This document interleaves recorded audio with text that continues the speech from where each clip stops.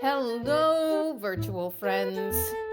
We are very sad you can't be with us today, but we are very happy the internet exists. Until an asteroid destroys the Earth, that is. Please recycle. Hello, everybody here in the theater and at home in the internet lands. Welcome to the Constructivists under construction play development series. My name is Jaimelyn Gray. I am the artistic director here at the Constructivists, and this is our wonderful playwright for this third iteration of our play development series, Brittany Curran, who wrote this amazing play called Garage Play. And we're going to go ahead and read the play, and then we'll take a little break, and then we'll do a nice little talk back where you can talk to all the artists, and then we'll do our season 5 announcement right after that. So, yay! It's really going to happen-ish. But the more we go through this, the more I think masks are going to be forever. So, again, thank you so much for being here and at home, and enjoy Garage Play.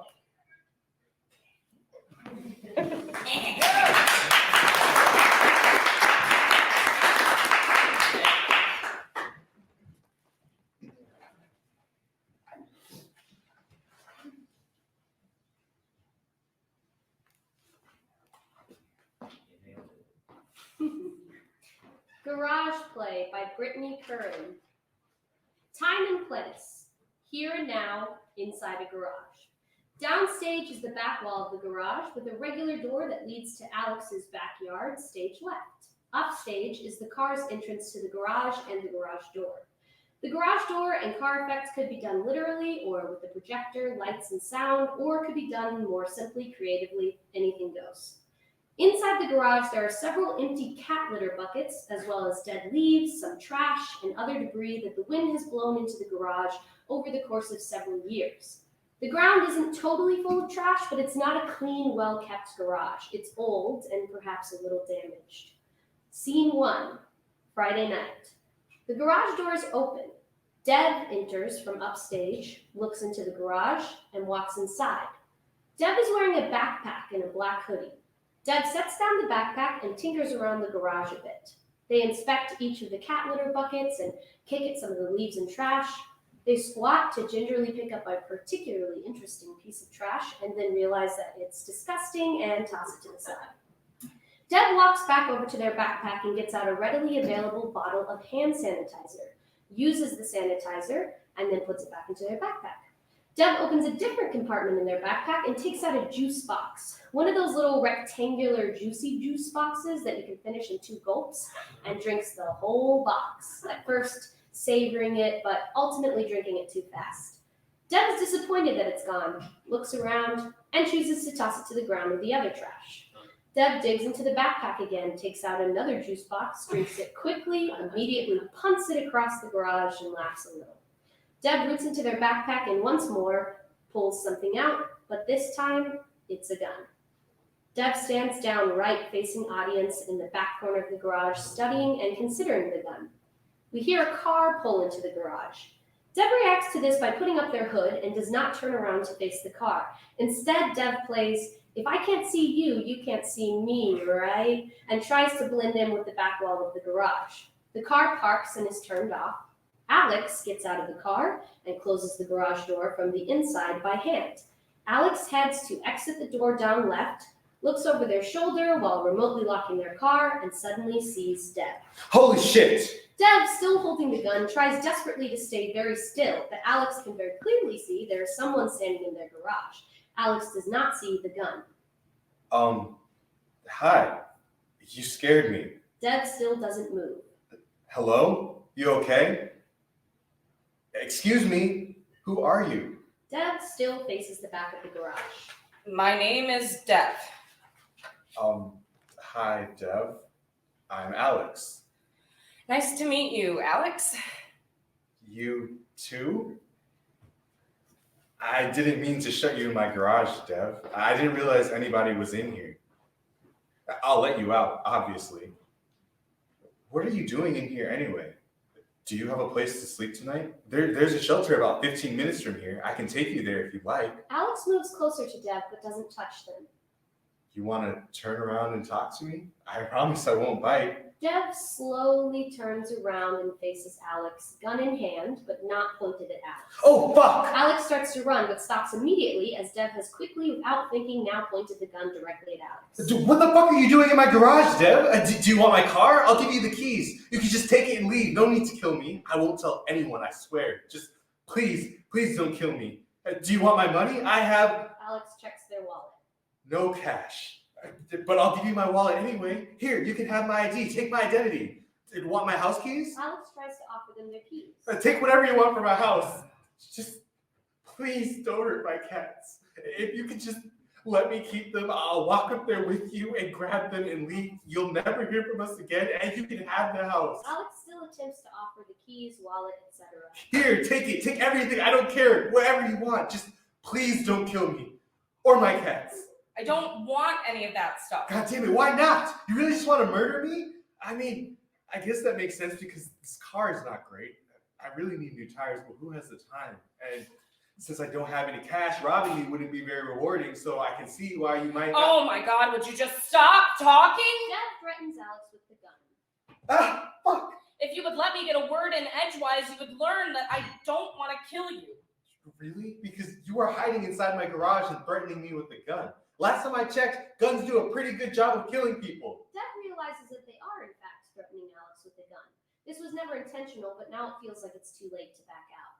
Dev realizes the power behind the gun and decides to use it. As long as you don't try to leave or call for help, I'm not going to kill you. So what? This is where I live now? You're just going to hold me hostage? You don't want my stuff. You're not going to kill me. You just want to keep me inside my garage forever and ever? Stop talking! Jesus Christ, you talk so much. That's better. Now, like I said, I don't want to kill you. Trust me, I really don't. I'm not a murderer. But you... Let me finish! Dev threatens Alex with the gun again. I bought this gun to kill myself. And that's what I intend to do. Wow, I haven't said that out loud to anyone yet. You can talk now if you'd like. Okay. I don't know what to say to that. Please don't kill yourself in my garage. That sounded so crass. Just don't kill yourself at all, or in my garage. Please. Let's talk through what's going on with you. I can help. I promised you can't change my mind. I already made my decision. Okay, but why here? I don't even know you. You left your garage door open? God damn it. Yes, I did. I do every day. I don't have a garage door opener, so I have to open and close it manually. And once the garage door is open and I'm in my car, I just want to go where I'm trying to go. I don't want to have to get back out of my car to close the door by hand. And then when I get back home, I would have to get out of my car to open the garage so that I could get back into my car to put it in the garage to then get back out of my car to close the door.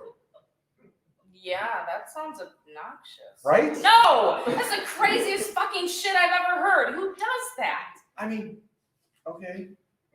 Jeez. So, now what? Dev lowers the gun and stashes it back in the backpack. Are you hungry? Am I hungry? Are you hungry? What, you brought snacks? Yep. Dev produces snacks out of their backpack. Huh. Why? Are you hungry? What the fuck is going on here? I'm going to eat something. Would you like a snack? Okay, sure. Hit me. I mean, give me a snack. Please don't hit me or shoot me. Just don't shoot me, please. We've been over this already. I don't want to shoot you. Right. You just want to shoot yourself. But I can't leave? You're eating a snack, then you're going to make me watch you shoot yourself in the head, and then what? I never mentioned the head, but good suggestion. Fuck. Okay, so then what? I mean, hopefully I'll be dead. Right. And then There's a stranger's dead body, a gun, and snacks sitting in my garage. Someone's going to think I killed you, and then had a snack about it. No! I wrote a suicide note. Deb produces a note from their backpack. There's a video on my phone that they'll find eventually, too. Alex hears the word phone and realizes something. You won't be a suspect, I promise. Alex reaches for their phone. Nuh-uh! Deb grabs the gun out and points it at Alex. You are not about to call the police. No way, we are not getting them involved. Hand that shit over. Okay. Alex hands over the phone. Deb puts Alex's phone in their pocket, opens a small bag of chips, and begins eating.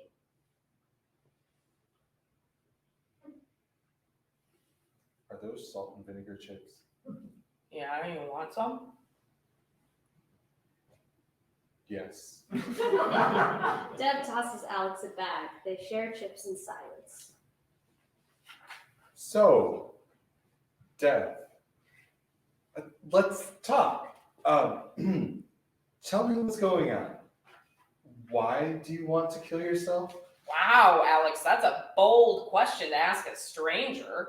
Yeah, well, it's pretty bold to hijack a stranger's garage for your suicide attempt, Deb.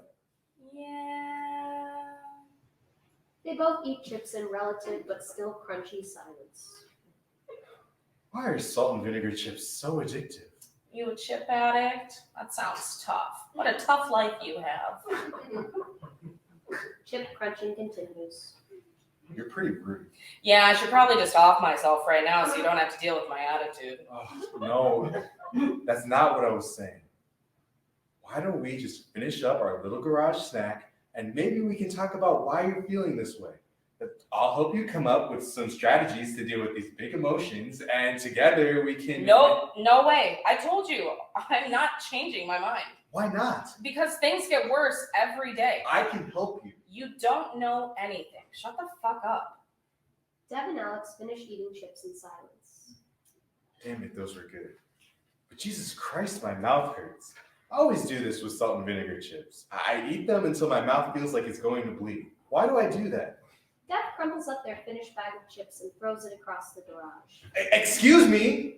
What? Did you just throw trash on the floor of my garage? Yeah. Well, please pick it up. Deb looks around at all the trash that was already there. Are you serious? You can't be serious. Look at this place. Alex looks around too. Well, okay, but I didn't throw the trash on the ground in here. The wind blew it in. Because you don't close your garage door. Yes. And whose fault is that? Well, Maybe you should learn to close your garage door, Alex. Do you want a beer? Hmm? A beer. Do you want a beer? You have beer? Yeah, in my trunk. If I'm going to be stuck here all night, might as well drink. Alex gets a case of 24 beers from the trunk. Want one? Fuck yeah, I want one. Look who came prepared. Yeah, I always keep a case in my trunk in case of beer emergencies. Beer emergencies? Did you really just say beer emergencies? Yeah, so? I hate that. Oh, I hate that so much. Don't say that. Talk like a normal human being, like a real person. Don't go saying beer emergencies. I bet you unnecessarily abbreviate shit too. Do you say OMG? Is your lifelong dream to be a reality TV star? Do you sometimes say hashtag with your mouth open? How old are you, 12? Jesus. Alex hands a can of beer to Deb. They both open their beers and drink silently, sitting on opposite ends of the garage. You're mean. They drink in silence. Blackout. Scene 2, late Friday night. A series of vignettes follows. Lights up. Deb and Alex are still on opposite sides of the garage with a case of beer between them.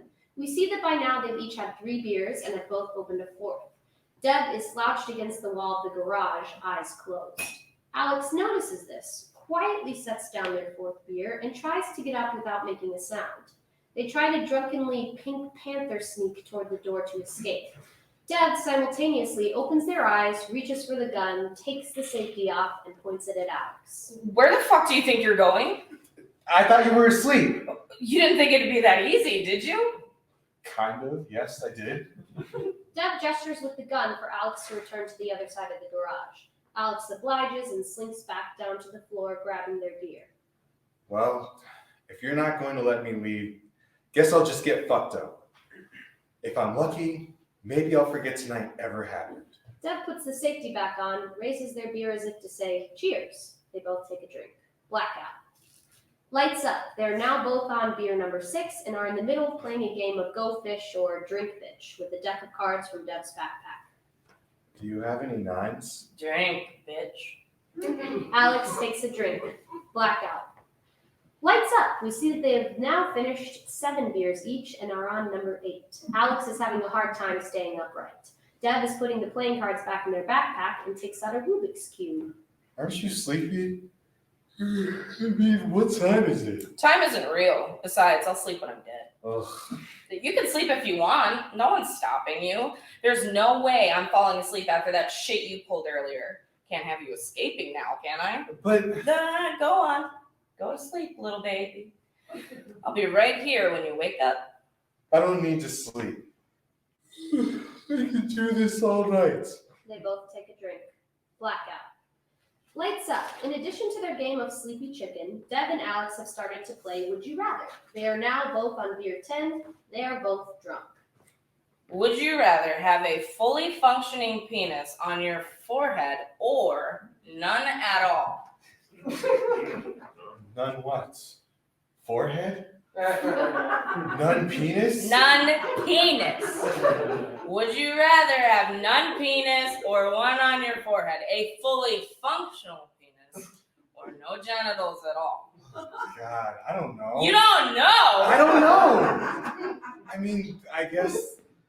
God, I don't know. I think none. What? Wow. What would you pick? Forehead penis for sure. I mean, come on. That seems. I wouldn't want to go my whole life without sex. I'd pick forehead penis. Do you think someone would have sex with you if you had a forehead penis? Of course someone would have sex with me. There's a person for everything. Everyone's got their thing. I could probably go into porn and make a killing. They'd call me the unicorn. Dev the unicorn? No, just the unicorn. I'd be one of a kind, and I'd be super filthy rich, and everyone would love me. I mean, yeah, you definitely like fill a hole in the industry. They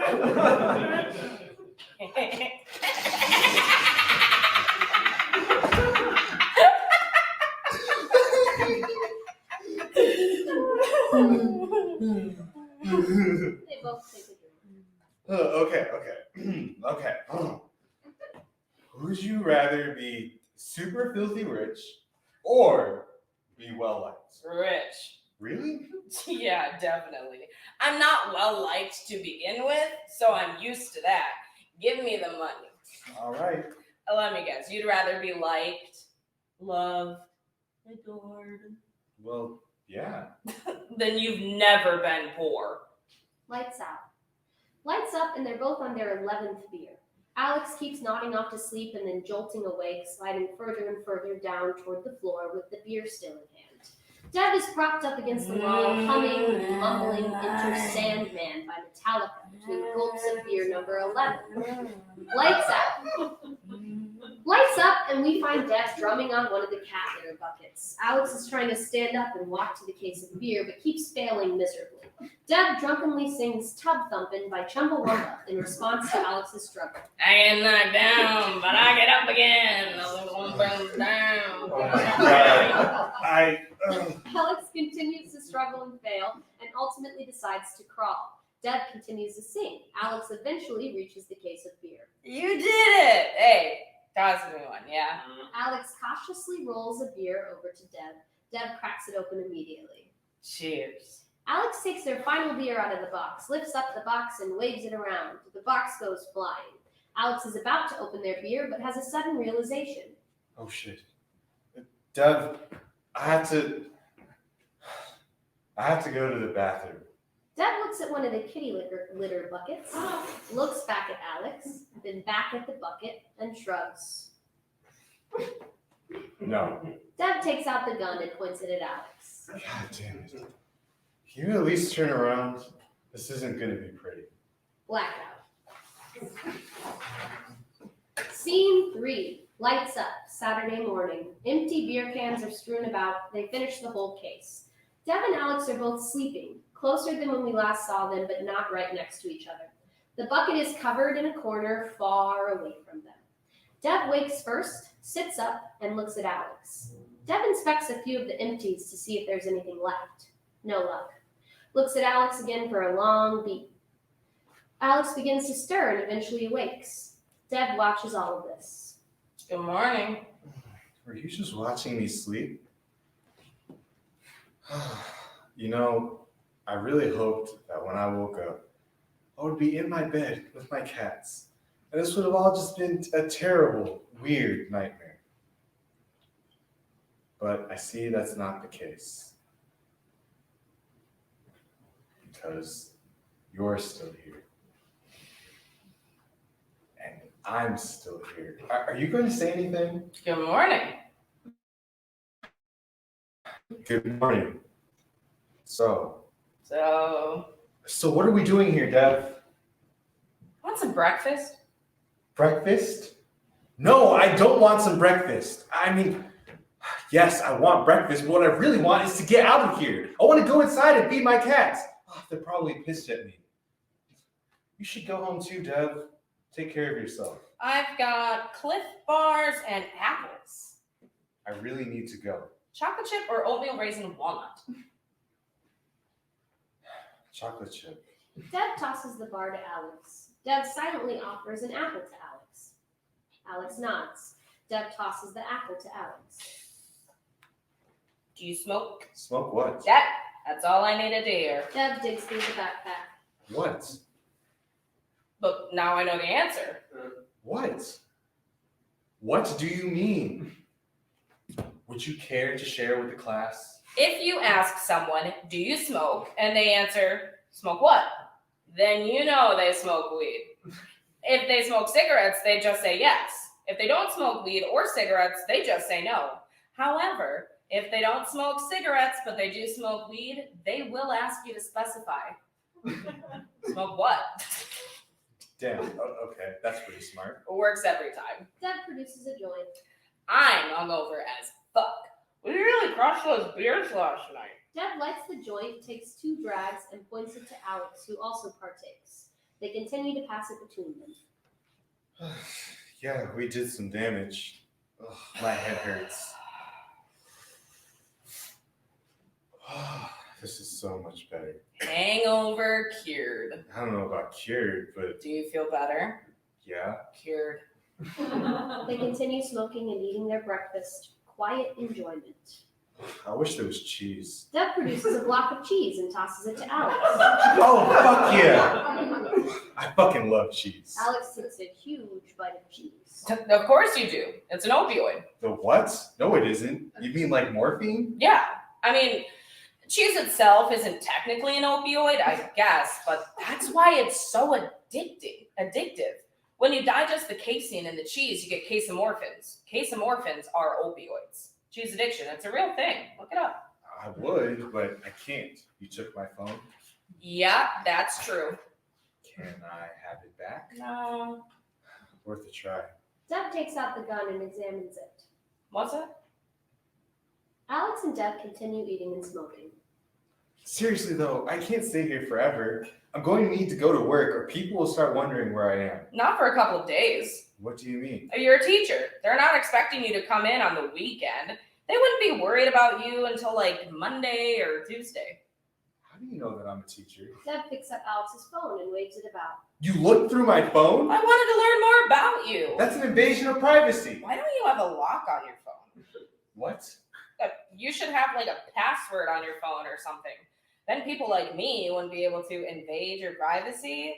You know, it's not really private if it's open for everyone to look at. Deb scrolls through Alex's phone and reacts to what they find. You should really have a lock on your phone. I don't know. I never had someone snoop through my phone before. I guess I never thought I would need a password. Deb puts Alex's phone back in their pocket. Who doesn't have a lock on their phone? Besides grandmas with flip phones. Why would I need to lock my phone? Oh, I don't know. So that someone doesn't accidentally find your nudes? Oh, please. What nudes? Did you see any nudes? Okay, true. Well, you should have a lock on your phone so that your partner doesn't snoop around trying to find something incriminating so they can pick a fight with you. What partner? Besides, that's not a thing. What do you mean that's not a thing? Is that a thing? Oh, I see. So you've only been in healthy relationships. Good for you. Wonder what that's like. Okay, well, how about a random person who accidentally found their way into your garage and steals your phone can't see that your only photos seem to be of your cats and your dinner, and the only messages are about work, which makes it glaringly obvious that you don't have a social life. If you wanted to know more about me, you could have just asked. Alex and Deb continue to eat their breakfast and smoke. You really like your cats, huh? Yes, I really do. You saw them. Aren't they cute? They're cats. Okay, you know what? That's it. I'm done here. I'm going to go. Alex gets up and crosses to the door to leave, hand on the doorknob. Deb wants Alex to stay and remembers the gun. Wait, What? Deb points the gun at Alex. I don't think so. Fuck! Deb still points the gun at Alex. Oh, come on, just sit back down. I didn't mean to disrespect your cats. I'm sorry. What are their names? What? Your cats. What are their names? I just really, this is what we're. Okay. Their names are Sarah and Vitamin D. I'm sorry. Sarah and Vitamin D. What?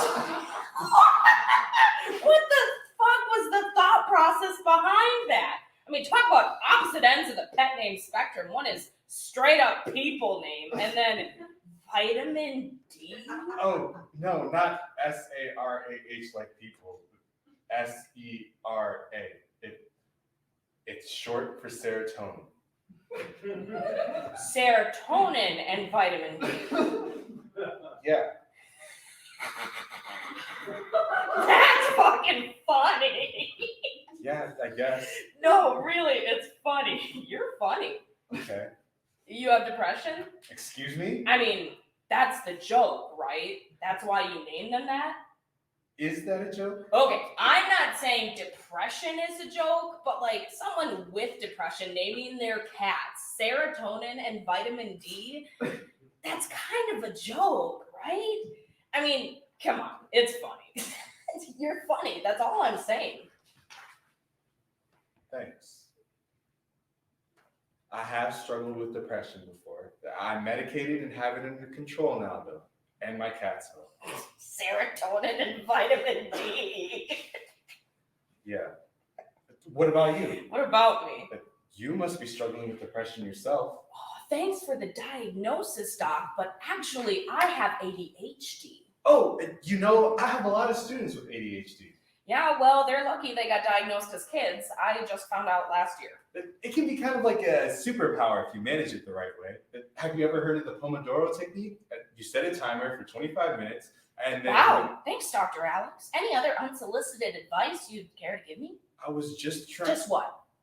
Trying to help? You can't help me. Shut the fuck up. Deb points the gun at Alex. This is so fucked. Why are you holding me hostage in my garage? I don't know. What do you mean you don't know? I mean, I don't know. It's not like I planned this. You're pointing a gun at me. You bought a gun for this. Not for The this. gun is still pointed at Alex, but Deb is unsteady. I don't know what the fuck I'm doing right now. I bought this gun to kill myself. I didn't intend to rope anybody else into this, but here you are, and here I am, and it's too late to go back now. It's not too late. Just shut the fuck up and let me think. Still pointing the gun at Alex, Deb hands the joint back to them. Okay, so this is my weekend now. Getting high with the person who's holding me at gunpoint in my garage. That's fine. Not like you had anything better to do. I didn't see any weekend plans. Wow, okay. I know you're hurting, but you don't have to take it out on me. Deb lowers the gun. I'm sorry. I have friends. Okay. You really know how to dig at a person, don't you? I guess I do. I don't know. Deb looks at the gun. This isn't me, though. I don't know who I am anymore. Alex, I'm sorry. I've been really shitty to you, and I wasn't expecting any of this. You showing up last night took me by surprise, and I got scared, and I didn't know what else to do. I was just acting on impulse. But you don't deserve this. I was being selfish by keeping you around. Dev puts the gun away. You can leave. You really just go, I'm so sorry. Why are you keeping me around? I don't know. I guess I liked your face and what's inside of it. Whatever, just go. I'm sorry. It was really nice to meet you. I wasn't expecting any of this, but I'm really glad I got to meet you before. Goodbye. It's been fun, and I'm sorry about the mess. No, I'm staying. No, really, just go. Feed your cats. I don't know what I was thinking. It's okay. I have an automated time feeder for them, actually. They'll be fine. Really? Really. I'd rather stay. I like your face and your brain too. Lights out. Scene 4, lights up, Saturday night. Alex and Deb are in the middle of the game of Never Have I Ever. They're snacking throughout. They're sitting closer than before, but still not right next to each other. Never have I ever owned a dog. Figures. What's that mean? It's just very clear. You scream cat person. I'll scream it from a mountain. I don't give a fuck. Deb lights a joint. They pass it back and forth throughout. Okay.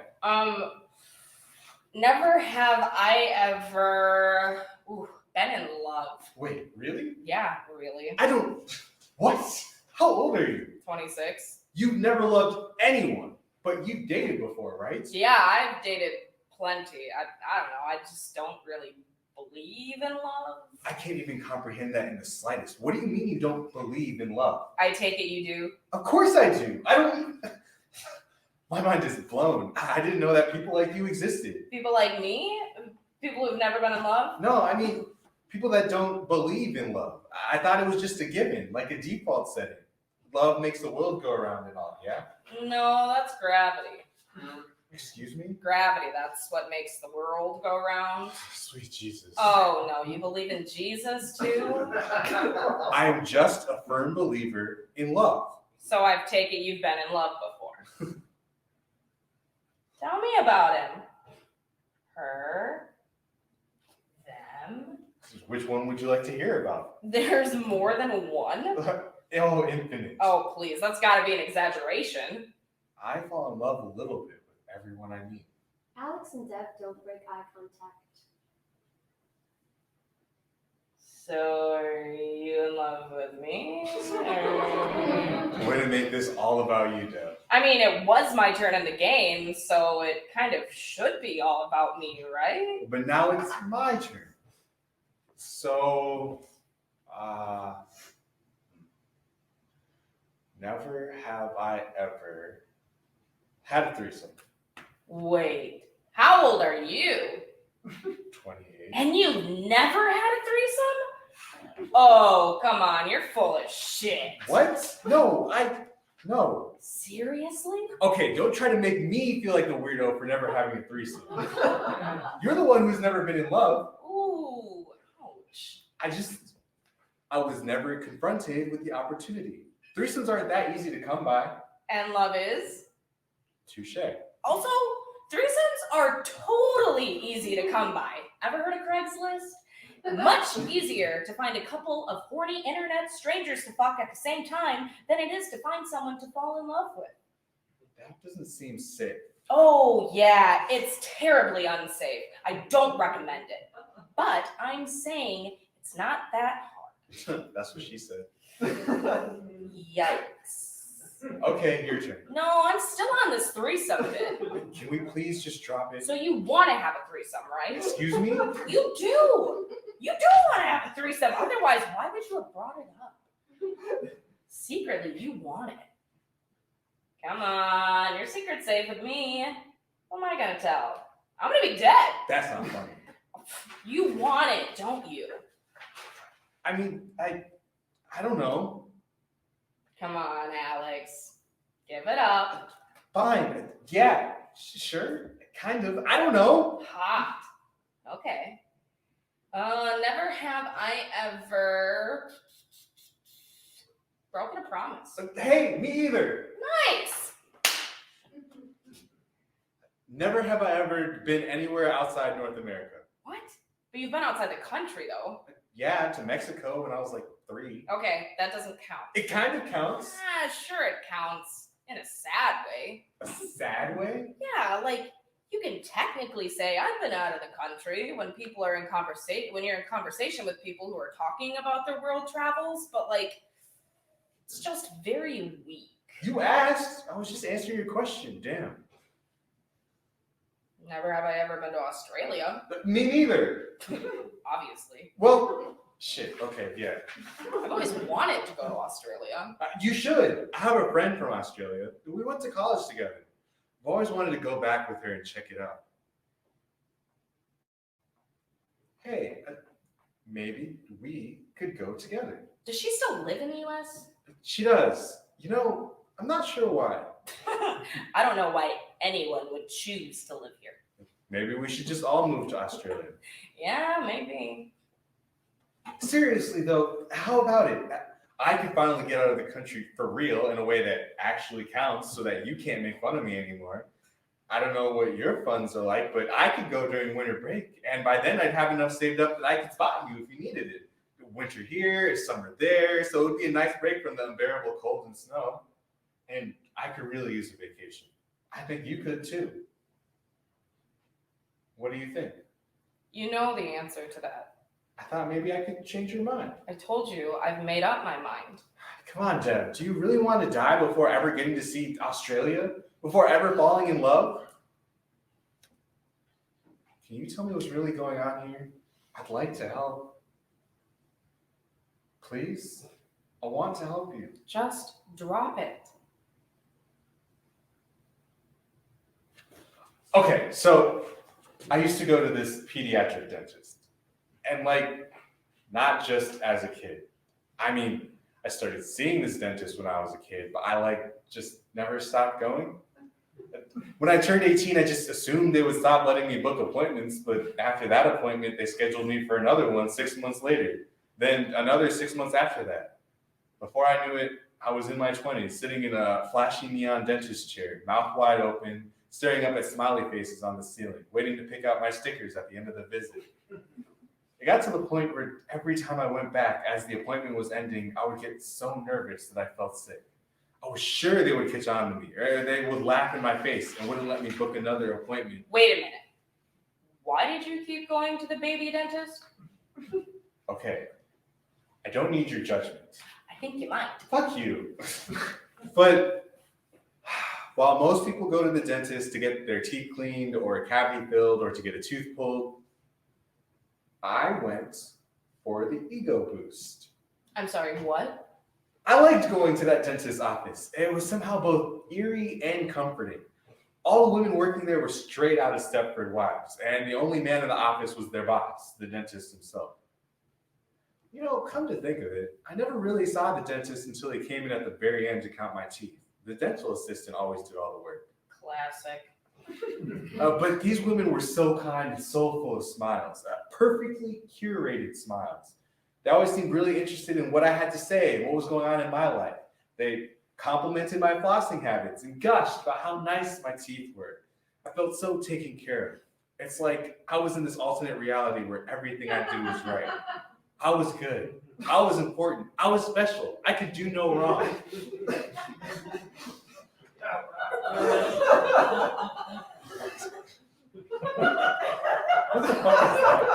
Ego stroking, baby. Ego stroking the forehead penis.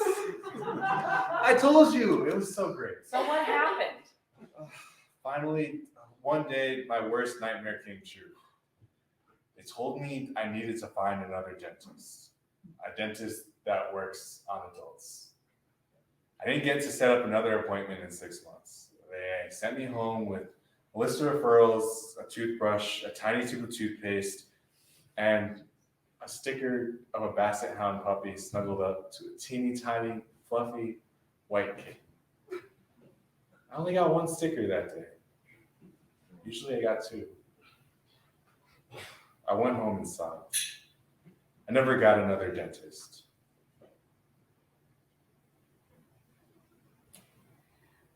I'm not sure why you told me that story. Fuck you, Deb. I was trying to share a defining moment in my life. Be vulnerable. Connect with you on a deeper level so that maybe you'd share with me a little bit about what's going on with you. I've never told anyone that story. I mean, I get that. It's pretty embarrassing. Alex starts crying. Oh, fuck. Oh, shit. Alex, I'm so sorry. I was just joking around. Deb tries to approach Alex, and Alex sinks away, still crying. No. Come here. Come on. Come here. I'm sorry. Really, I am. Come here. Alex looks at Deb with outstretched arms. Come on. Come here. I'm sorry. Alex crosses to Deb and collapses in Deb's arms, weeping. Oh, shit. What's wrong? Nothing I do is working. Okay. You shared something personal with me, and I was a dick about it. If I shared something with you, can we call it even? You can even be a dick about it if you want. Okay. You'll love this one. So when I was a kid, like 5 or 6 or something, I had this old lady as a next door neighbor, Eileen. Eileen never married and had no kids, but she had this dog. Eileen loved her dog so much. Bruce, I think his name was. Bruce was her whole world. What kind of dog? I don't know. A brown one? Anyway, I used to go over to Eileen's all the time. She was really nice to me, and her house felt more like a home than my own. Why is that? Oh, well, my dad's an alcoholic. He yelled a lot, constantly, actually. I mean, he never hit me or anything, but he was really mean. So I'd like to escape over to Eileen's so I didn't have to deal with his wrath or him abusing my mom. I'm so sorry.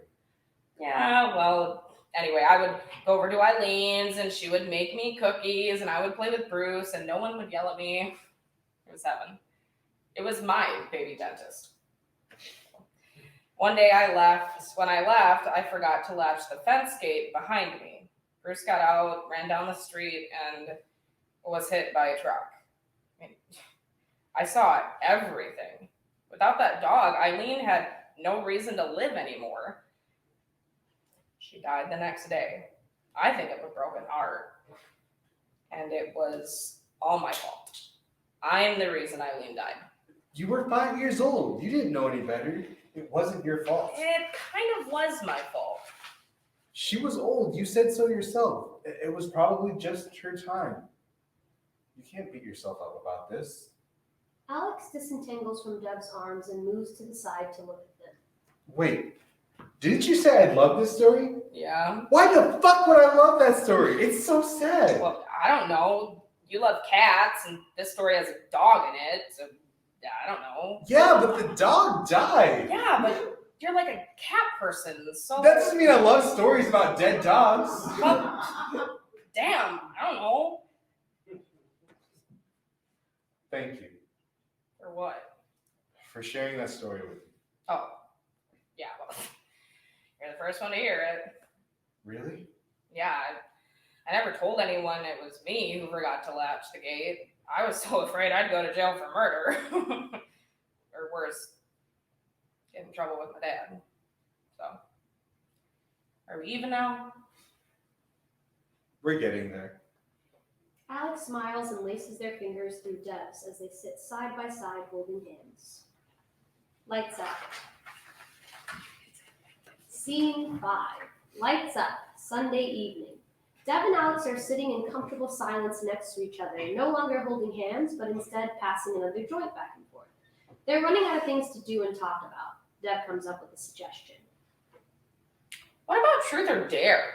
Truth or dare? I haven't played that since high school when people played it just so they had an excuse to make out or whatever. I'm grown now. I don't need a game to give me permission to make out with someone.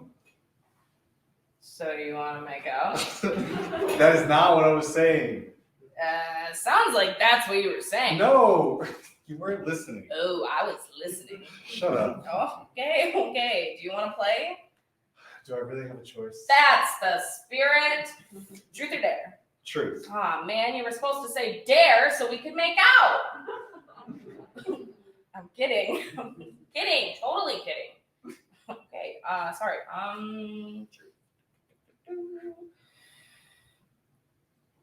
Why do you love cats so much? How could I not? They're soft and warm and smart and beautiful, and their purrs are proven to have healing powers. They are perfect, magical creatures. They poop in your house. Alex points vigorously at the bucket in the corner. Don't even start with me. Okay, fair. In my defense, this place was already a shithole. Ouch. Oh, am I wrong? Well, no. So, truth or dare? Truth. Why do you hate cats so much? Oh, I don't hate cats. Then why are you all over me about my cats? I just think it's funny when someone is like obsessed with cats. I don't hate them, but I'm not like in love with them.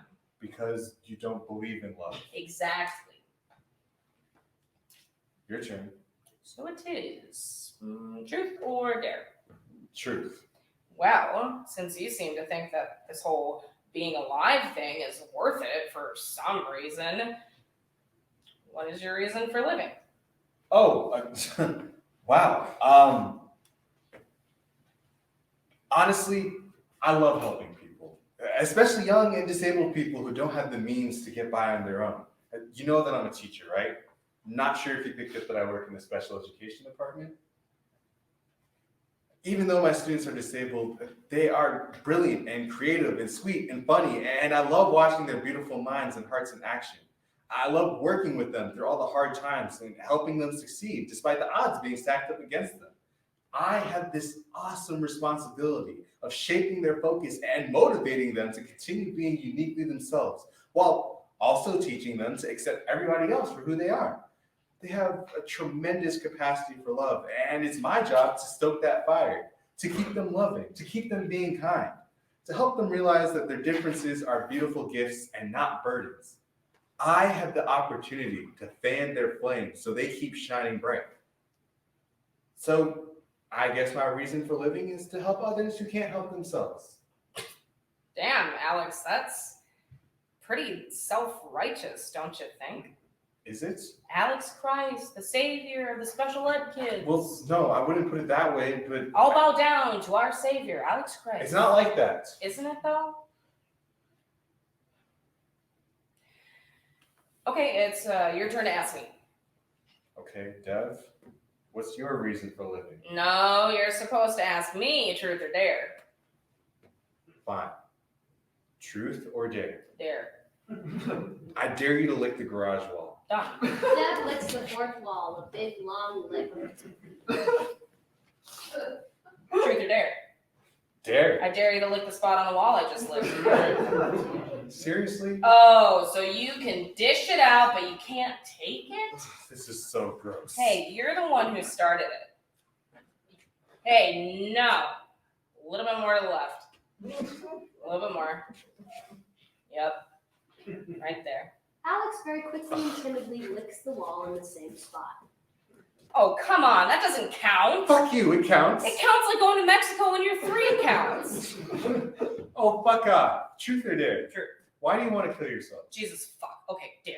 Okay, fine. I dare you to tell me the real reason behind why you want to kill yourself.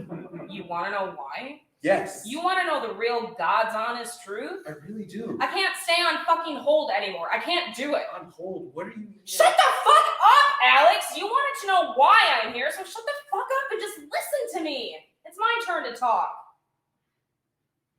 Thank you. So I'm 26, right? And when you turn 26 in this country, as I'm sure you know, you need to get your own fucking health insurance. Happy birthday to me! Cut off. No more family plan for Deb. I can never afford to go to the doctor or my therapist again until I get my own fucking health insurance. Not to mention my ADHD medication that costs close to $300 a month out of pocket. This medication that took A quarter of a century for me to finally get prescribed correctly, and that makes me feel like a normal fucking person for once, is suddenly ripped out of my fingers. And since I'm broke as hell and working a shitty minimum wage job, I have to get my new insurance through the marketplace or whatever. And let me tell you, it's a nightmare. The website wouldn't fucking work, so I had to call and try to talk to somebody. I spent days and days and days on hold needing to hang up because I had to leave for work, and then starting all over back at square one when I call back.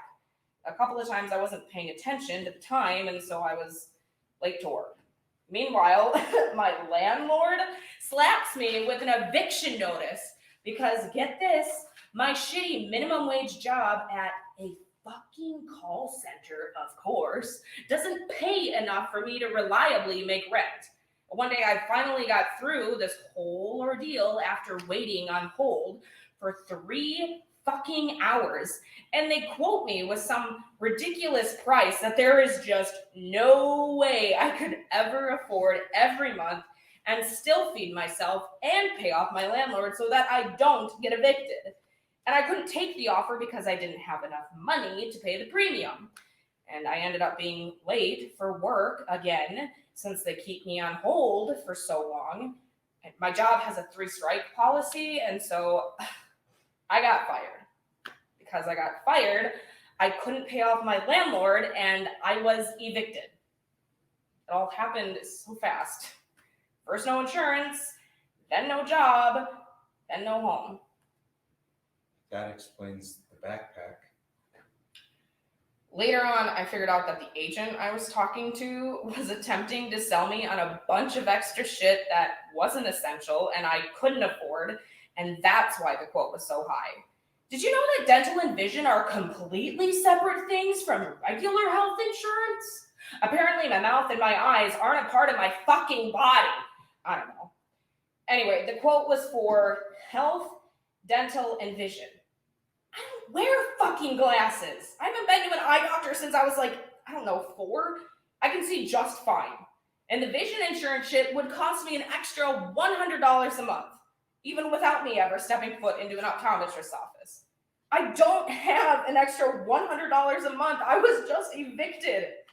Anyway, once I figured this shit out, I had to try calling back so I could talk to someone so I can just get the bare minimum. Give me the bare minimum amount of regular, eye-free, tooth-free health insurance I can get so I can pay as little as possible but still have some prescription coverage so I can get my medication, because fuck this shit. And guess what? I'm stuck on hold. Again, I've spent more time on hold since I turned 26 than I have ever in my entire previous 25 years of life. It's like they're telling me that my time doesn't matter, that my time is worthless. I can wait forever because it doesn't fucking matter. Well, if it doesn't fucking matter, then why am I here? What am I doing spending my whole life on hold? I don't want to do that. And if that's what my life has become, then my life is over. Dev, I'm so sorry. That's awful. Did you ever get through to someone? No. So you still have no insurance? Yep. And how long have you been trying? I started calling like the week before my birthday. I mean, every day until yesterday. Friday was the last time I called, I guess. I've been otherwise preoccupied. When was your birthday? Earlier this month. Happy birthday. Thanks. Dev, how long have you been without your medication? I took the last one on my birthday. Couldn't afford anymore. Wow. I mean, I've only been without my depression meds for what? How long have we been in here? 2 days? And I'm already feeling different. I can't imagine how you must be feeling. Can I help? I can give you some money for your medication so that this might feel a little easier, give you a little bit of relief.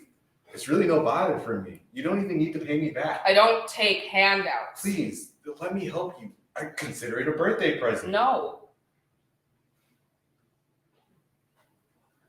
I'm so sorry that you have to go through all this shit, but I promise you it will get better. You can't promise that. Yes, I can. And I did. But there's Too late. Can't take it back now. And remember, I never break a promise.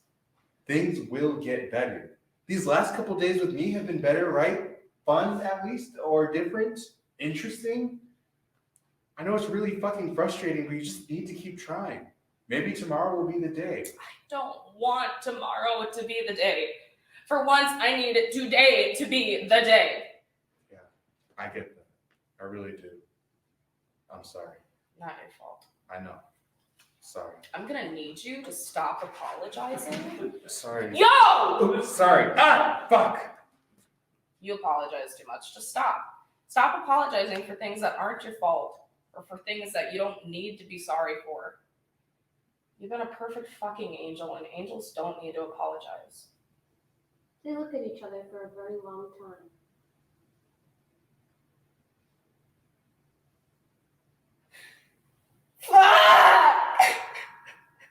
Yeah.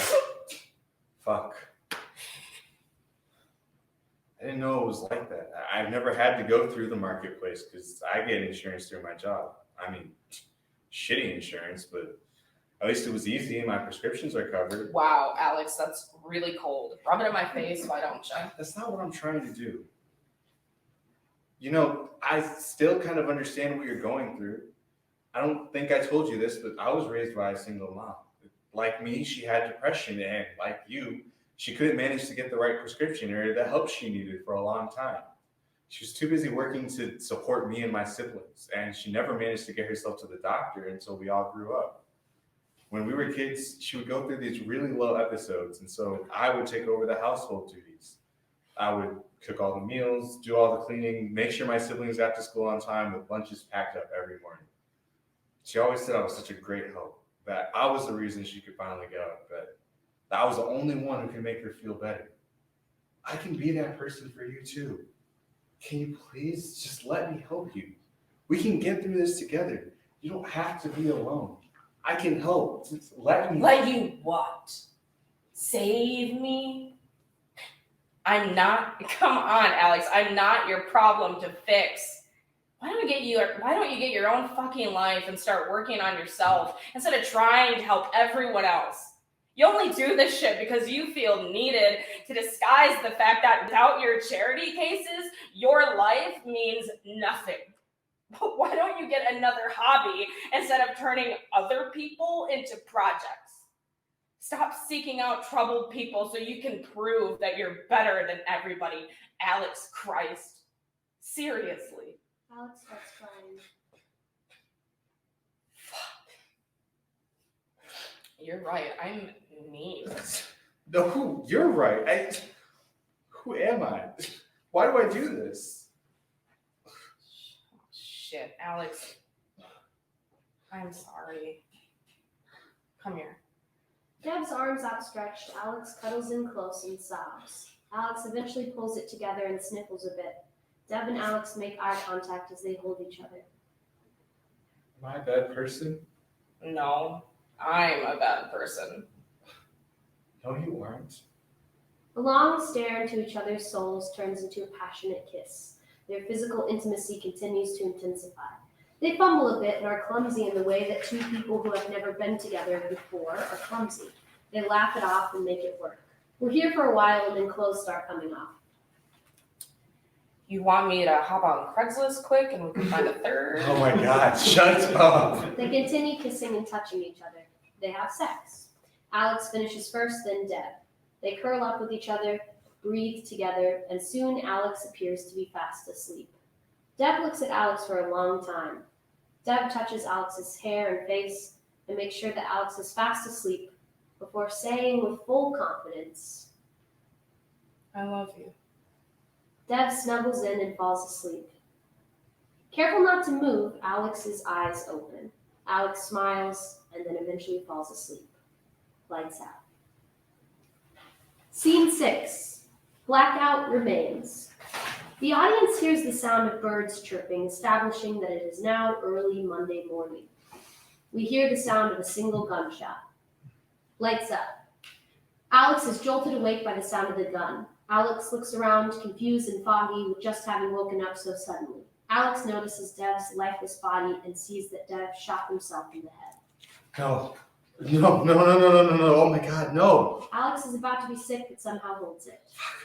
Fuck, no. Oh my God, no. Oh, fuck. Alex looks at Dev's body and away from Dev's body several times while trying to regulate their breathing. Shit. Alex takes a deep breath in and a deep breath out and makes their way over to Dev's body. Dev? Hey, Dev? Are you okay? Alex very slowly touches Dev's arm, caressing it. Eventually, they pick it up and let the arm fall. Fuck! I thought we were good. Dude, we were so good. I thought we were good. What happened? Last night we were good. We were so good. I thought... Didn't I help? Didn't I? Weren't you feeling better?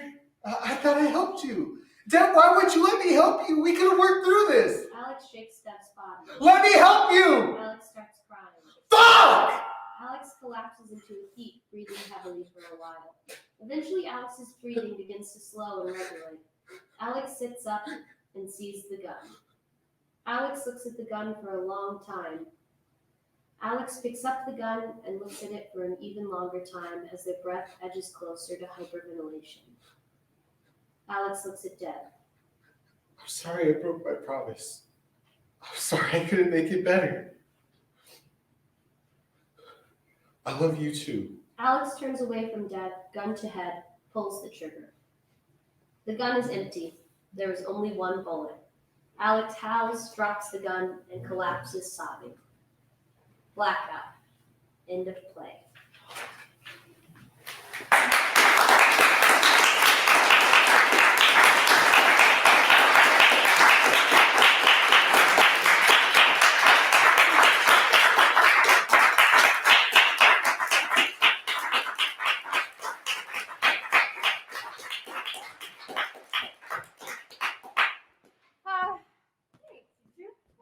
Thanks, Rebecca. We're gonna take a 5-minute break for you all so that you can stretch your legs and do the things that you need to do. And we'll be back in 5 minutes. Go get a beer at home, and you also at home can ask questions in the Facebook feed. We like the cheese emojis and things. So we'll be back in 5.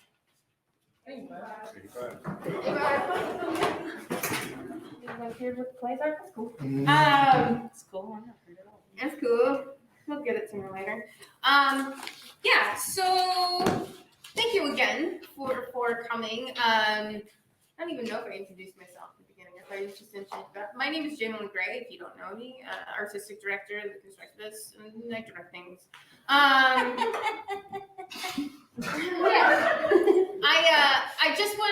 just wanna say, if you didn't like reading this stuff online, our under construction play development series.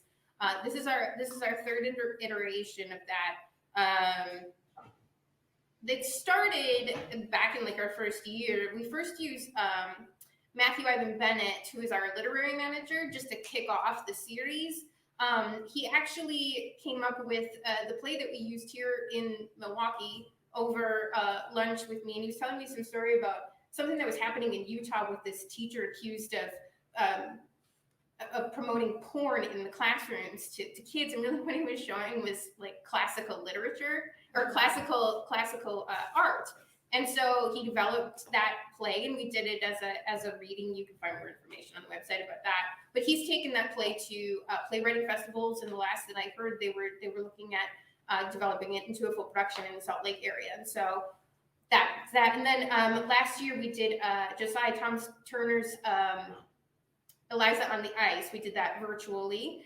And now here we are this year. And the whole purpose of this series is to find playwrights who like the dark arts and really we started with Matt's play, but really what I want to do is promote women and persons of color, playwrights of color, because this genre, dark comedy, is largely a white man's playing field. Not that they're not funny, not that they're not awesome, but I feel like we need more voices in the dark arts.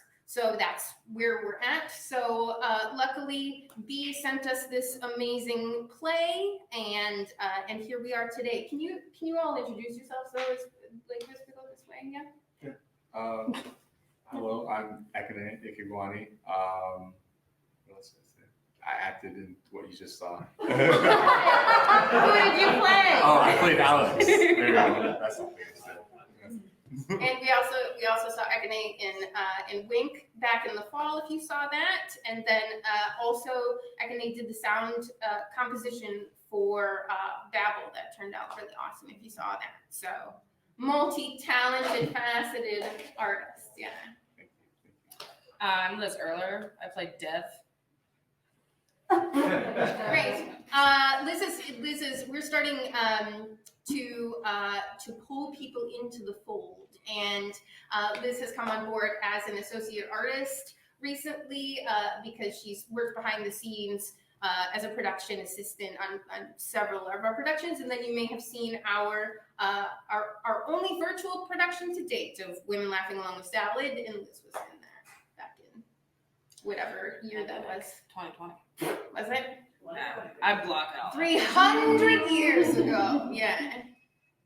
Hi, I'm Brittany Curran, or B, and I am the playwright. I wrote what you just. Thank you. Yeah, I'm Rebecca. Hi, I'm Rebecca Farr. I did like stage management-ish vibes for this. And I was in Wink as well with the beautiful Ekene. And we're also going to be in Pink Umbrella's remount of Shine this summer if you want to come see it at Summerfest on the weekend of July 4th, right? No. July 7, 8, and 9. Oh my gosh, the weekend after July 4th. Yeah, I'm And in it. Clayton's going to be in Yeah, it. I'm in it too. Yay! So come see it. That's my pitch. Yeah, it's an awesome pitch. Thank you. Rebecca's also come on board as an associate artist. Rebecca was also in the show that got closed down, which was The Nether, and it got shut down by the pandemic. Yeah. Sad. Okay, great. I also want to say really quick that this process is supposed to be totally about the playwright, and it's supposed to be whatever they need in this process. If it's their first version, if it's a final version, if it's they want to build a play, like it's whatever they need, and so whatever rehearsal hours that takes or whatever, it's all about that. So, questions? Favorite color also works. Ah! Yeah. I noticed that I don't know how else to ask this question, so I'm just going to come right out and ask it. Yeah. Do it. Is this your way of endorsing Medicare for all display? Or? Oh. Yeah, sure. Yeah. I mean, the healthcare system is really fucked, right? And it's Exactly. fucked up for a lot of people. So, yeah, I guess this was my way of saying that. Yeah. So why did Deb hold Alex hostage to make that statement? I'll answer some of that, but I'll also let you answer some of it. You played the character, right? No. I mean, in my mind, it's because they like the company. They also are stuck in this weird situation where they've already held this person at gunpoint, and if they let them go, what comes next, right? So are they going to call the police? Are they going to try to find someone to like put them in a mental home? So I think that it's mostly like sheer panic of being put in this situation, not knowing what to do, and just kind of dealing with what's at hand in the moment. Yeah, I think don't a know if you lot of wanna it add comes anything to that. like when you have, I mean, I've had lots of family members and friends commit suicide, and I think a lot of times when you, and not even just in that, but like in general, when you want something, like that's it, that's what you want. And when, if you've ever been on hold for as long as you have, like it gets to be a lot. And I'm not 26 anymore, but when I had to get my own health insurance, like it sucked. And I just think her will for wanting to like, for once, like this is something she wants. They want. And they have that. But yeah, that didn't help the question at all. But Yeah, I mean, there seems to be a certain amount of lack of coping, you know, which, yes, health insurance is hard, you know, adulting is hard. It seemed extreme, you know, I guess that's the point, that it's an extreme moment. But, I don't know, I guess moving forward in the play, I would like to see a little bit more justification of this tense moment, you know? I think part of it's also just the withdrawals. I mean, you can obviously For sure. elaborate on that, like looking up what happens when you get off of ADHD medication, start to withdrawal. Mania is part of it, and just impulsivity is part of it. So it may not always be just Something that would make sense to a Right. neurotypical person. Yeah, Right. for sure. I do have a question from somebody online because Okay. I'm a nerd. It's from Selena. They ask, how did the idea or ideas for the two characters of Deb and Alex first come to you? How did the idea for the characters come to me? I mean, the idea for the show itself came to me because I don't have a garage door opener. And so I actually am sort of Alex. I mean, I'm sort of Alex, I'm sort of Deb, right? When you're a writer, you kind of put a little bit of yourself into every little character that you create. But so the idea for the whole thing in general was coming home late at night and just started thinking well, what if I came home and there was somebody in my garage, what would happen? And just kind of building off of that, all right, what would be a reason that someone would be in there? And then again, asking more questions of okay, so if they're in there to commit suicide, why would they want to be doing that? Why would they choose that space? Who is this other person that's thrust into the situation? I don't know if that answers the question, but does that answer the question? Selena isn't saying anything, so Yeah. we're just gonna go with that. Yeah. That's good. Did I back? I guess I was kind of finishing setting up and checking on the feet in the very beginning, so I didn't hear along with kind of what Nick was saying, was that the initial, was this a specific garage that she was trying to get into, or was it just one of those? It made me feel like sometimes when an animal is sick, they go off to their own, to some other space to die, and I didn't know if it was something almost in that sort of way where it was the happenstance was, the garage was happenstance, it wasn't that she was targeting him or his garage or anything, but I don't know if I. Correct. It was that they're walking down the alley and see this open garage that looks unused or not not lived in isn't the word that I'm looking for, but right, there's trash in it. It doesn't look like anybody is occupying that space, so that's a place that they could go to, potentially end themselves without involving somebody else. But little did they know someone else is going to show up soon. Yeah. I also thought, just subject matter wise, I really, the idea of, I mean, from my perspective, more like what my kids will do when they hit an age where they need to figure those things out, medication-wise and whatnot, on their own, is I thought that, and because I'd only heard about this recently, the fact that many women with ADHD get diagnosed as adults because it was overlooked, because, I mean, behavioral health is such a tricky thing, because what might be one person's eccentricity, or we think of as eccentricity, and it might just be that if they were able to function in every other way that we think of as normal functioning, that, versus other behaviors that people might just think, oh, that's normal to this person, but maybe it's it's a minefield, And so, I guess that a lot of people who had been missed because it was considered their behavior wasn't something that at the time, was something that put up a flag for anybody. Yeah, it's not just women actually too. It's there's a lot of kids of color, especially Black kids that get missed too. Just the ways that adults will look at them.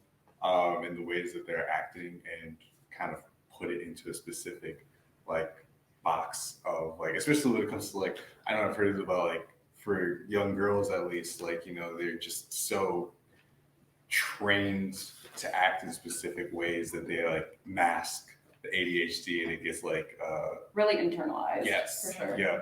And then, you know, black kids, just like black boys, like it's just like, oh, you know, that's just how they are or whatever. Yeah, I know like a lot of like just like black people who like within like the past 2 years got like ADHD diagnosis. And I'm an adult, they're adults too, so it's like, yeah, it's definitely something. Definitely something. Do you also want to tell people that you're a neurobiologist? Oh yeah, I studied neurobiology and psychology in college. Now I make art. Yes. As a guy that likes cats, and for all the other people that like cats, but thank you for putting only one bullet in that gun. That Yeah. was the thing. I just wanted to comment. I have had suicide in my life. My father committed suicide. I've been to 3 funerals where the people that committed suicide were under 30 years old. And I have come to the philosophy that and I'm just sharing this, it's not a comment on the play. Thank you for That sharing. It's, if they saw how many people showed up at their funeral and felt bad, they would have never done it. They would have never done it. No matter how badly they would have felt, I think that they would have stopped. So. Yeah, thank you for sharing that, and sorry for all of those losses. Yes, thank you. I'm curious as to, kind of almost in a follow-up on that, it's interesting that in spite of the whole interaction of these 2 characters, what she went there for is what she does as in the play. I'm just curious how, if there's what your thoughts are on that, or What do you mean by? I was gonna say, I don't understand the Right. question. Yeah, it's not really, I'm just curious, it's less of a question, I don't know if it speaks more to the fact that like, I mean, some people will say that that even if they saw all those people there, they might have still done it because it's less, the sort of the reasons and the why are so sometimes elusive, but, because in a sense, it's almost like, it makes me think of the thing in Monty Python, Life of Brian, where he falls off this tower, gets scooped up by a spaceship, flies all around the galaxy in this intergalactic thing, and then crashes safely at the bottom of the tower. So it was this weird segue just to get where they were going. And in a sense, this play, their whole interaction, we see this moment, and it is very touching, but it's certainly, it's definitely not a happy ending of like, oh, it changed your mind, and I don't know that it should, but I'm just curious, like, what's the thought behind that? Because it doesn't, the interactions and his kindness, and it's just whatever was there was she still did what she went in there to do, in spite of what we sat and watched for the hour and a half. Sure. Yeah, I always knew from the beginning that I wanted Dev to do what they say they were going to do. And I've had folks question me about it, right? And be like, well, what if you didn't do that? And it's just one of those things that I just kind of like stuck to what I felt was right. And maybe, some might say like, okay, well then like, what's the point, right? Like what's the point if that didn't like fix anything? But I think that Alex is changed forever from this situation, right? They do walk away from this, at least for this day, right? Who knows how they choose to live their life beyond that. But so for me, it was more about that and about that journey for Alex and what could potentially come after that. Yeah, I worry about Alex too. Yeah, it's traumatizing. Yeah. I mean, the way that Alex reacts to the situation, but also, I don't know, I worry about Alex because Alex became very attached very fast to a person who is completely problematic and then reacts in a way that is very self-destructive. Yeah. and I didn't walk away from that feeling good about that at all. That's okay. Like that's, I'm okay with that. Yeah. I mean, Nate likes the stuff we do here, so Yeah. I'm pretty sure it's fine. Yeah. Yeah, Amanda. okay, so I thought your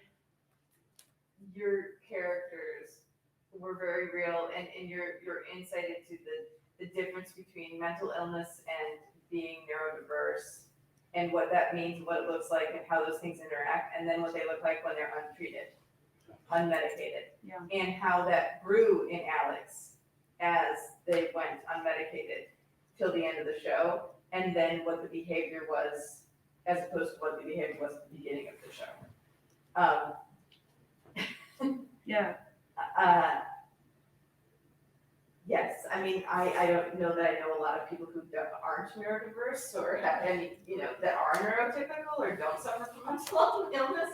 But seeing the difference was really beautiful on stage, like, and how they interact with each other and then how that changes, but also like letting, you let people understand that they can be as good of friends as they can do everything they can, and you can't stop someone from doing what they are going to do, because that is mental illness, and once the decision is made, maybe they get treatment, but it's not your responsibility. Right.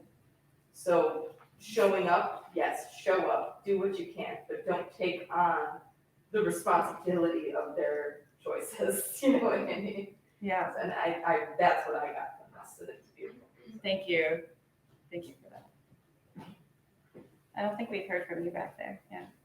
Yeah, no, I completely agree with Amanda. I think that's I think that's exactly it. I completely agree with your choice to have Deb through. I don't know, they can iterate themselves, that's what they do. I think that makes a lot of sense. And I agree, that's what we see, that's what Amanda was saying. I think for me, where that goes, that gets to a question. I think what I'm curious to respond to is Alex's plotline and the whole question of, oh, maybe they should change that, maybe they should cure that. Of course, I think that would be nonsense.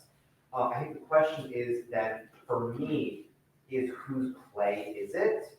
Because I think for me, Deb right now is the stronger character, but because they have that single-mindedness that will play, they're a static character. Yeah.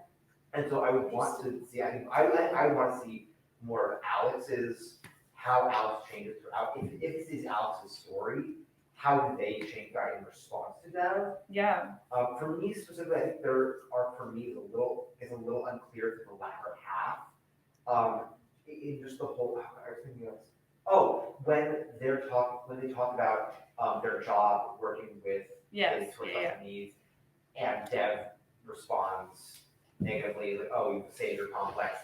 And their immediate response is, oh, am I a bad person? I know that completely rings true to me. And also my initial response is, no, that's one of the hardest jobs any person can take on. And I don't really give a shit what your reason for wanting to do it is. I applaud you for that anyway.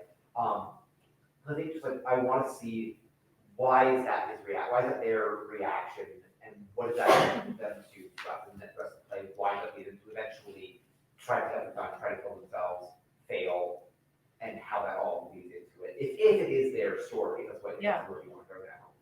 Totally, that's really helpful. Thank you. Like, yeah, I agree with you, because a special ed teacher would probably know when someone's lashing out. Right.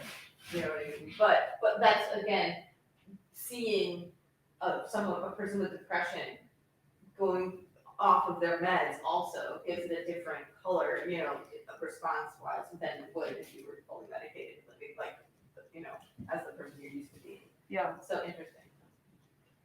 Nicole, do you want the last one back there? Sure. Okay. Hi. So, I'm listening to everyone, talk about all this stuff. So I'm wondering, what kind of research did you have to do this? Is it personal experience? Did you talk with other people? Because depression comes out differently for each person. So each person here might go, well, depression to me would mean this, but to Alex, that could make total sense to react that way. Although that, wanting to prove or being upset about offending someone or whatever, that also manifests in ADHD as well. So I'm kind of wondering, like, what you thought of or what you researched to get to the point where you're like, this is how depression manifests in Alex, this is how ADHD manifests in Devin, sorry, I can't remember it. So I'm curious because it is, as I say, it manifests very differently for each person and it's not clear cut. And I think that's what people are looking for, a clear cut answer, but I like that it's not. And they're reacting in a way that we don't necessarily think is logical. And I'm just wondering, what research you did for that. For sure. Yeah, I mean, mostly lived experience and like having folks in my life with mental illness, being newly diagnosed with ADHD myself. So yeah, just like from my own experience, from family experience, from experience with friends, I didn't have to do a lot of like looking up like what does it feel like to have depression or ADHD because like I know firsthand what it's like. So yeah, mostly firsthand stuff. Because I'm wondering, because medicine, when it fades, it doesn't always, it'll stay with you a bit. So I'm wondering if you're trying to make Alex, if you're trying to make it a dramatic shift, like he has definitely been off of his medicine too long, that kind of stuff, or if you're wanting it to just be kind of implied and very gradual. So I'm just curious about that. Yeah, I mean, I definitely think it's much more gradual for Alex, right? Because it's been a couple days, but I think there's still, you notice a difference after a couple of days, but not as drastic of a difference as Deb would notice after, nearly a month, right? They also could be lying about how long they've been off their meds. True, yeah, absolutely. They could have been like, oh, I haven't taken it because you kept me in here, but actually maybe they forgot to take it. And there's just so much more of like their inner life that we don't get to experience in the hour-long show. So Right. I feel like that's interesting as well, to kind of wonder a little bit more about who Alex is and like what is going on with them and their cats. Yeah. I like the automatic cat feeder that. It was a newer addition because I had a moment of like, oh, people are going to worry once Alex decides to stay, people are going to worry about the cat. Yeah. So we got an automatic feeder. Brilliant. It was a brilliant choice. Brittany, did you have any questions or things that you wanted to know how they work for us? Like that people didn't bring Right. it up. I feel like I got the answers I needed from the questions you asked, honestly. So thank you for that. And Asked a lot of good questions. Yeah. I don't know if it still holds true, but in earlier versions, you had a vision for how the two characters are described and how they might Yes, happen. totally. And that was just something that we didn't read for this.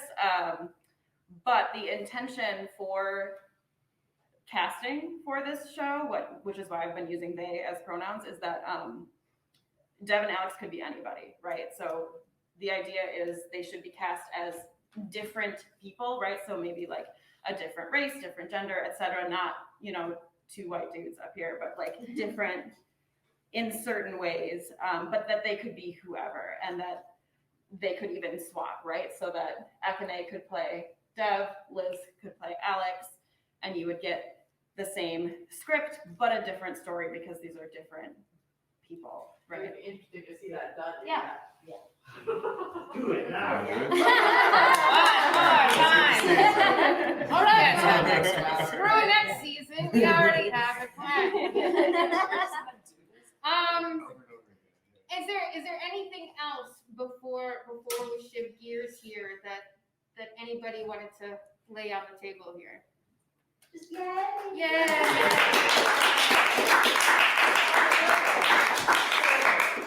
Awesome.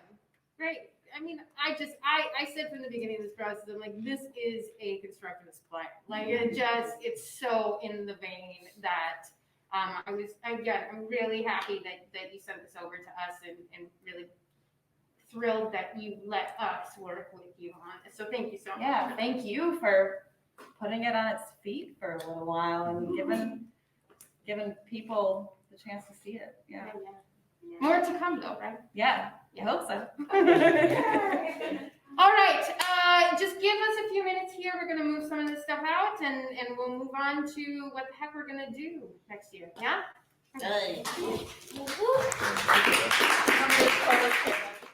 We've got a couple of plays next season that we're gonna do, like we do around here. It's a 2-show season. We will get back to, fingers crossed or whatever, that we'll do another under construction next year. Hopefully we'll do it more in the January, February region, which Omicron sort of pooped all over us this year. So this fall, I don't even need to say anything. Liz already sold it for you. It's funny, it's dark. I've told people before, I was a political science minor in college at UW Oshkosh, and so politics are very something I'm interested in. And we've got midterms coming up. I've said this to people. I'm like, I don't know if anybody else in the theater world is like, I need to put a play around the midterms because it might only be me. But I think where we're at in the state of the world right now, because everything is just insane, huge dumpster fire. I don't know how anybody else feels, but that's where I'm sitting. I think we as artists and as theater companies, I don't think that we can ignore the state of the world as it is. I mean, there's always room for relief from the outside world, but around here we like to kick people in the nuts. So our first play of next season in around October-ish of 2022. It's Upside Down. I'm gonna do it backwards. It's a play called actually The Totalitarians by Peter Sinatra. I've been looking at this playwright for a really long time. I really think his work really fits well within our system. I gotta show you. That is the flag of Nebraska on fire. Because this play takes place in Nebraska. It's a 4-person piece. There is a political candidate running for office named Penny, who is very charismatic, just wonderful and awesome person. And but there might be some revolution underneath there. And it's Penny and her intern Ben, and she hires a speechwriter named Francine, who's part of this whole Nebraska on fire scenario. So that'll be coming up in October. So there you go, Totalitarians.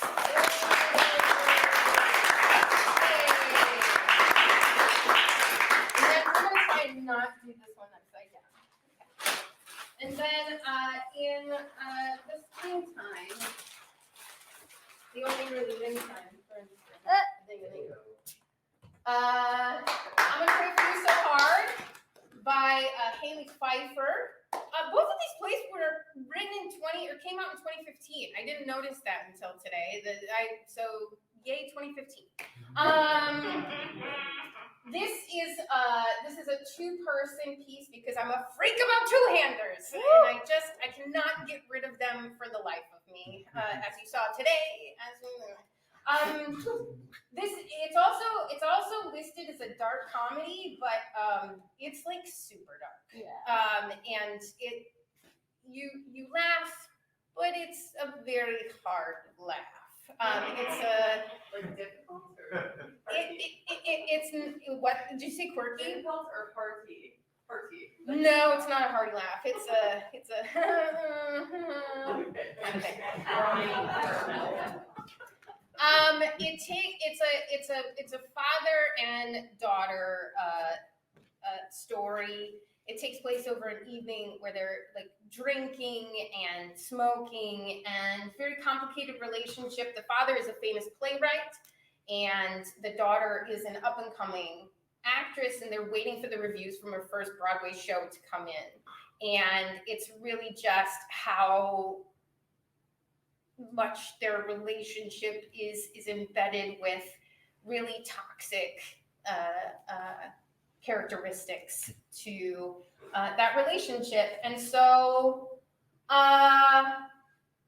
very excited about these two pieces. I think they're probably, you know, Wisconsin premieres or what. I think we just do that all the time. Like I don't know. I think they're Wisconsin premieres or something.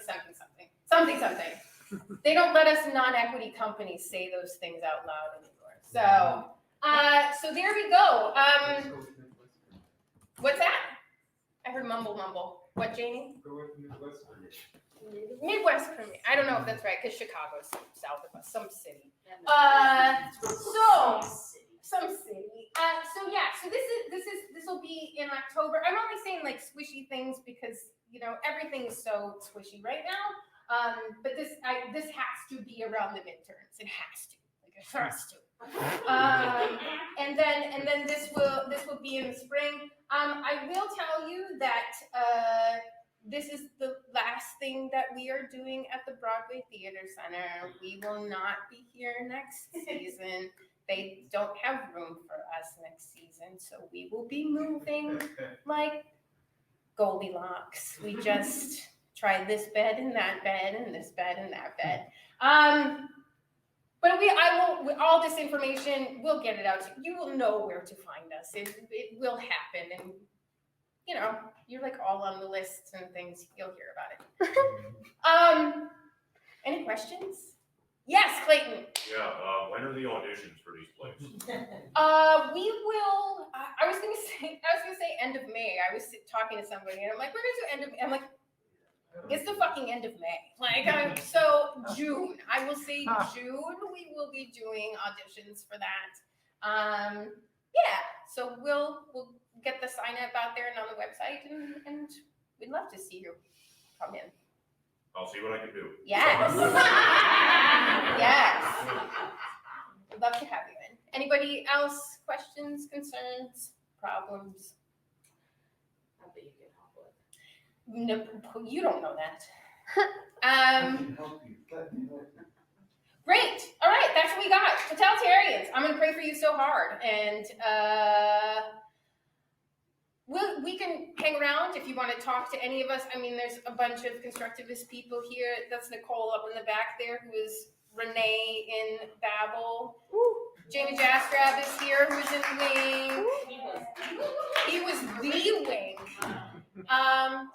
So we can hang around, talk to you, and I gotta check and see if the online people have any questions. Nerd. No.